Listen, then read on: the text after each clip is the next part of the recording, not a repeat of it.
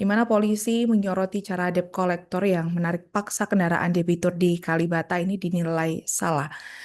Insiden pengeroyokan mata elang atau matel atau debt collector di Kalibata yang belakangan ini diketahui aksi ini dilakukan oleh sekelompok oknum anggota Polisi Satuan Pelayanan Markas atau IANMA Mabes Polri pada Kamis 11 Desember 2025 hingga mengakibatkan 2 korban tewas.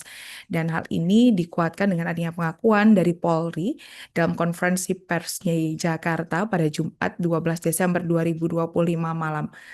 Karopenmas Divisi Humas Polri, Brigjen Polisi Trunoyudo Wisnu Andiko SIK, ini menyampaikan bahwa penyidik telah menetapkan 6 anggota Polri dari Satuan Pelayanan Markas Yanma Mabes Polri sebagai tersangka dalam insiden pengeroyokan di Kalibata ini.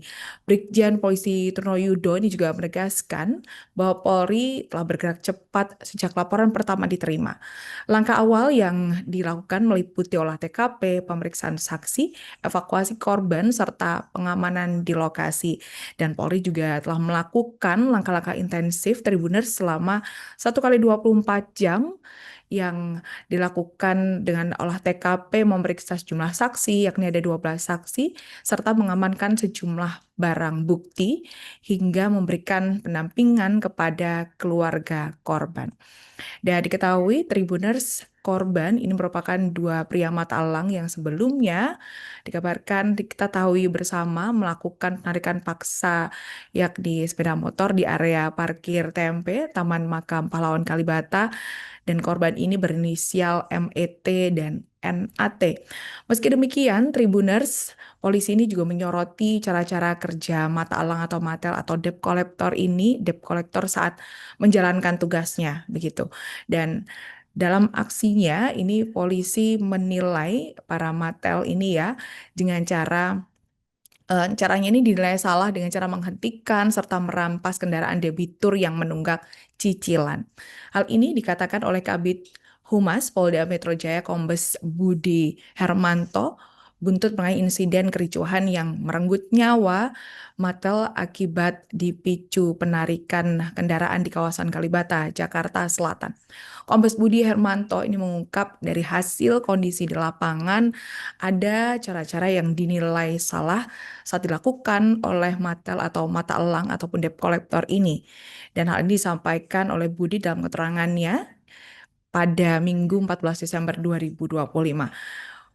Dalam hal ini, menurutnya cara yang dilakukan oleh para debt collector ini kerap menjadi penyebab gangguan keamanan dan ketertiban di masyarakat. Dan padahal selaku pihak ketiga, ini Matel atau debt collector ini seharusnya bisa menghimbau para debitur untuk bisa melunasi ataupun melakukan cara-cara lain, langkah administratif lainnya, bukan dengan cara menghentikan secara paksa terkait mengenai hal ini adalah pengambilan sepeda motor begitu ya, ataupun yang lain tentang customer yang menunggak dan terlebih merebutnya di jalanan begitu. Dan hal inilah yang saat ini juga menjadi perhatian dari pihak kepolisian dalam kasus ini. Dengan adanya kasus ini dan hal ini disorot oleh pihak kepolisian Tribuners, maka ini pihak kepolisian juga meminta kepada pihak leasing untuk kembali mengatur mengenai regulasi yang tepat agar peristiwa pidana yang memakan korban seperti di Kalibata ini tidak kembali terulang.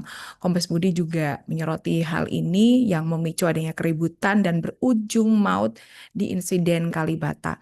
Dengan adanya insiden ini, Kombes Budi juga mengatakan ini merupakan PR bagi kita semuanya dan menjadikan evaluasi bersama serta dihimbau kepada masyarakat apabila kendaraan yang diberhentikan begitu secara paksa bisa langsung melaporkan ke 110 di layanan kepolisian. Sementara itu, Tribuners, dalam tragedi Kalibata ini, polisi setelah melakukan olah TKP menaksir kerugian yang diakibatkan dari pembakaran di beberapa lokasi di Kalibata, yakni ada beberapa kios yang terbakar di sana yang dibakar, ini mencapai 1,2 miliar rupiah dan diungkap warga masih trauma dengan kejadian yang telah terjadi begitu. Sementara itu dalam insiden kericuhan Kalibata, selain mengakibatkan dua Matalang ini tewas setelah diduga dianiaya oleh sekelompok oknum anggota polisi Satuan Pelayanan Markas atau Yanma Mabes Polri pada Kamis 11 Desember 2025. Ini tragedi ini Tribuners juga mengakibatkan perusakan dan juga pembakaran lapak-lapak UMKM di sekitar lokasi hingga rumah warga yang ada di sekitar lokasi di Kalibata yang mengakibatkan kerugian ditaksir miliaran rupiah. Dan tak hanya itu, insiden ini juga mengakibatkan trauma mendalam bagi warga dan juga para pedagang di sekitar lokasi yang terdampak begitu. Dan selain penganiayaan, ini terjadi pula pembakaran di sejumlah fasilitas warga termasuk adanya kios dan juga kendaraan di sekitar lokasi kejadian. Perkara ini kemudian telah resmi dilaporkan ke Polda Metro Jaya pada pukul 20.11 waktu Indonesia Barat di hari yang sama begitu, dan berdasarkan pendataan sementara kerusakan yang didapati oleh pihak kepolisian setelah dicek di TKP ini ada 4 unit mobil, 7 unit sepeda motor, ada 14 lapak pedagang yang rusak dibakar dan dua kios terbakar nih, 14 lapak pedagang ini rusak begitu ya, dan 2 kios terbakar serta rusak berat, serta ada 2 rumah warga mengalami kerusakan.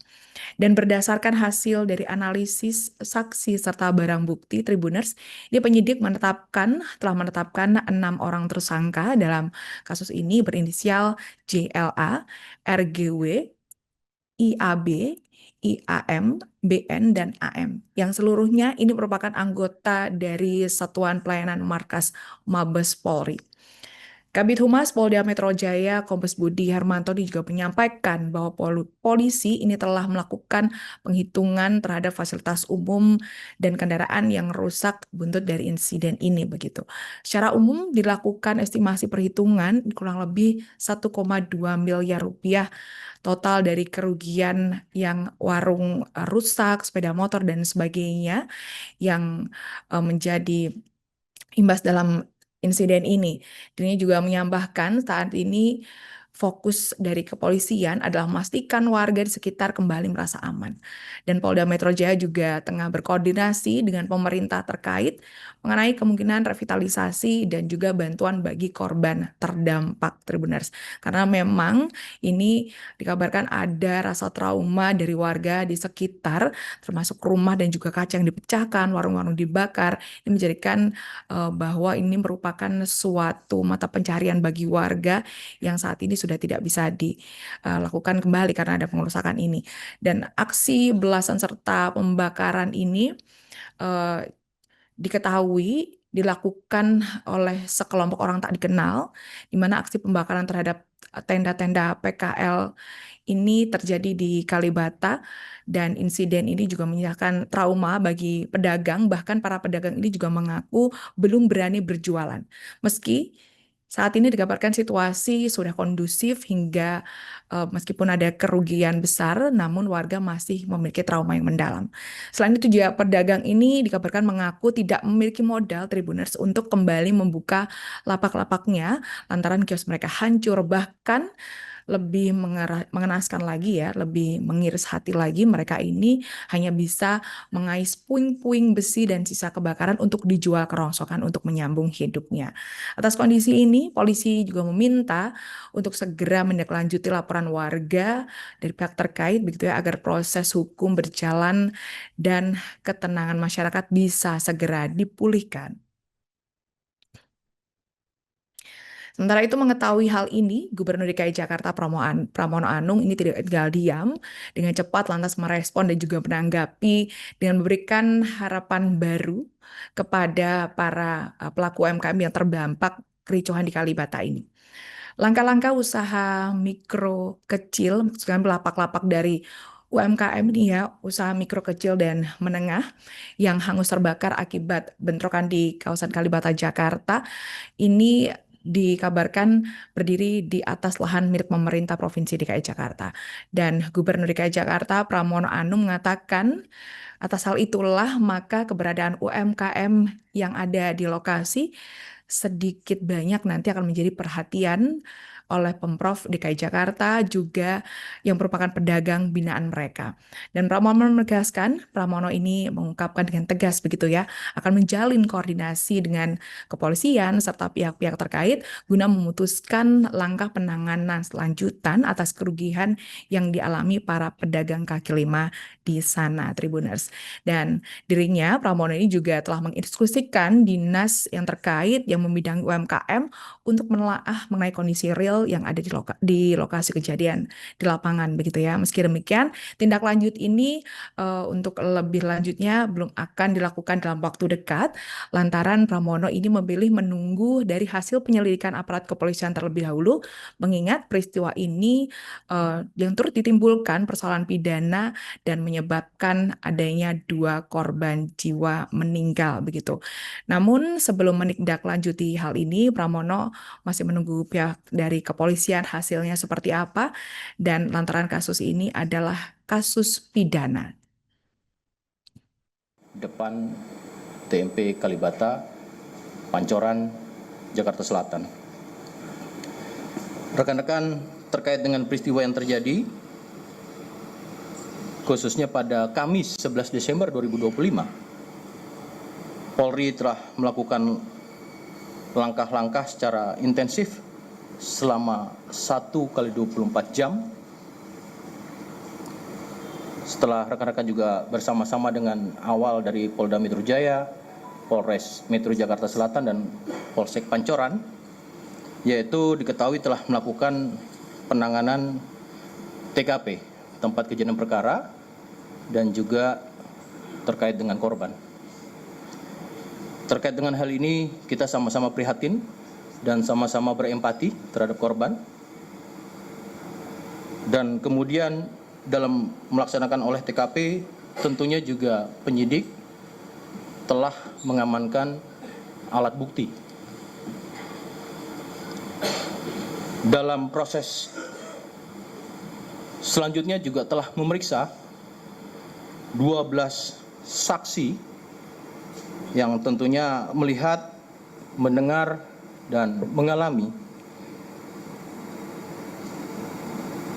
sesuai dengan di tempat kejadian perkara awal, ya, ini telah dilakukan pemeriksaan. Kemudian juga melakukan pengamanan area untuk mencegah adanya kerumunan dan kemudian juga dalam rangka menjaga keselamatan seluruh warga. Ya. Depan TMP Kalibata, Pancoran, Jakarta Selatan. Download Tribun X sekarang, menghadirkan lokal menjadi Indonesia.